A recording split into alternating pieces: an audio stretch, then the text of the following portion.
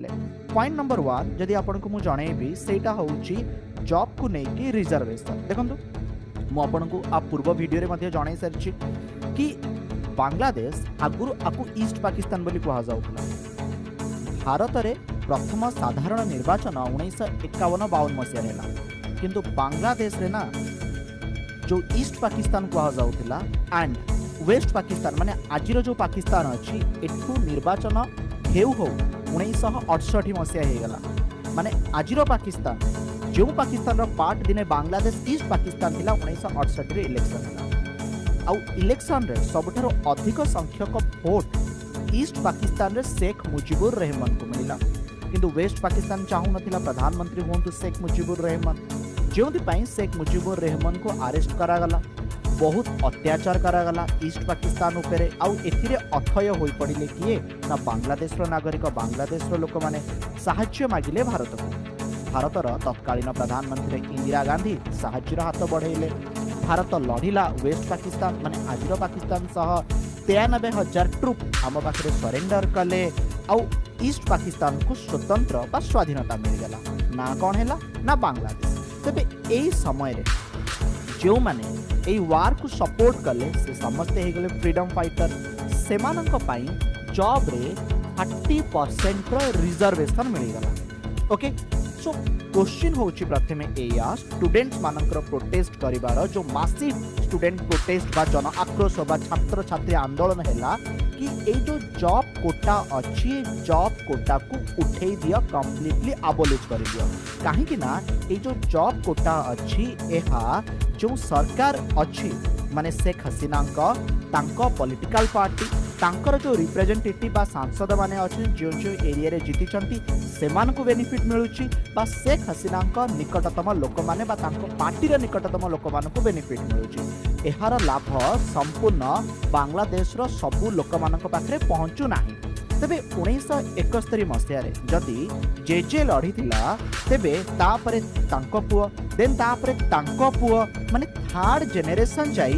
माने third generation जाए ए job quota reservation आसीबो काहे कंप्लीट अबोलिश करबा कथा फ्रेंड्स कहिथिले आकु नै कि हाई कोर्ट मध्ये किछि चेंजेस करिथिला सुप्रीम कोर्ट मध्ये कहिले कि आमे 93% गवर्नमेंट जॉब अलोकेट करिबु मेरिट बेसिस रे 7% रहिबो 1971 war veterans and other categories but previously जो 30% सच जॉब रही ताहा रिजर्व रहिबो वार वेटेरान रिलेटिव्स को पाई की। तबे एठी जो 30% ओके जॉब रिजर्व रहिबो वार वेटेरान आ तांको रिलेटिव्स को पाई एटा होची गोटे बड़ कारण आर माने अबोलिश आकु हटे दिया जाओ बोली स्टूडेंट मानकर प्रोटेस्ट थिला जो थे बहुत लोक माने फ्रेंड पार्टिसिपेट करले बहुत दल माने फ्रेंड्स पार्टिसिपेट करले आउ एथिरे माने विरोध करू 300 रु अधिक लोकंग मृत्यु होला जा फल रे सारा देश रे फ्रेंड्स आपण कहि परिबे जन आक्रोश देखा देला। ये होची point number 1 job quota reservation को लेकिन बांग्लादेश रे बड़ विवाद देखा देला। पॉइंट नंबर 2 बांग्लादेश रो प्रधानमंत्री थिबा शेख हसीना ओके लगातार तृतीय थर पई प्रधानमंत्री तेबे लास्ट टाइम जितले से प्राइम मिनिस्टर हेले ना यह बहुत ही कंट्रोवर्शियल थिला हुए कौन कि बांग्लादेश बा पाकिस्तान कथा जदि देखिबे गोटे गवर्नमेंट रो जितले टर्म सरे गोटे इंटरिम प्राइम मिनिस्टर को अपॉइंटमेंट करी इलेक्शन हुए बट सेमिति हेला नहीं बांग्लादेश रे एथिरे बहुत सारा अपोजिशन रे थिबा पॉलिटिकल पार्टी निर्वाचन लड़िले नहीं जो माने कि शेख हसीना को विरोध करुथिले शेख हसीना को डिसीजन विरुद्ध रे जाउथिले। शेख हसीना बहु जन को यही समय रे अरेस्ट करिनेले अरेस्ट करिनेबा सहित से मानकु जेल रे भर्ती कले बहुत बड़ बड़ जो पॉलिटिकल फिगर थिले समस्ते जेल रे बंदी रहिले बहुत ही माने तांकर आपण कहि परिबे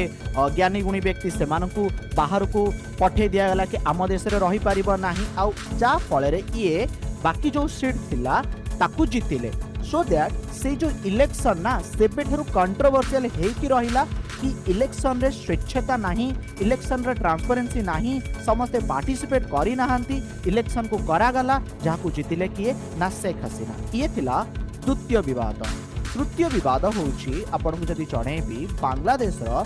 जे प्रेसिडेंट बर्तमान ऑर्डर देइचंदी एक्स प्राइम मिनिस्टर खलीदा जिया को रिलीज करिया पाई जानचंती बांग्लादेश प्रथम जे लेडी प्राइम मिनिस्टर से शेख हसीना नुहंती, से होउछनी खलीदा जिया, जे कि 2 थर बांग्लादेश प्रधानमंत्री थिले 91 रु 96, 2001 रु 2006 एंड ये first female prime minister Bangladesh second female prime minister in the Muslim world after Benazir Bhutto, जे कि पाकिस्तान फर्स्ट प्राइम मिनिस्टर थिले लेडी प्राइम मिनिस्टर। ये बर्तमान जेल रे बंदी अछंती और बांग्लादेश रे ये सबुठारु पॉपुलर फिगर बा पॉपुलर लीडर आंको रिलीज करिया पई बांग्लादेश रे प्रेसिडेंट को ऑर्डर दबा को पड़िला।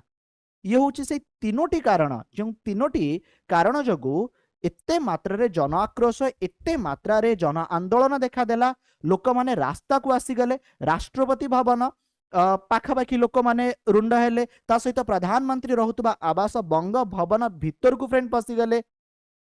जिनपत्र भंगारुजा करवा हो, 300 रु अधिक लोकंग मृत्यु हवा हो, जो परिस्थिति असंभाल हो गला ना, शेख हसीना को इस्तफा दे लुचिकी बांग्लादेश छाड़ा पड़ा और बर्तमान भारत में अच्छा।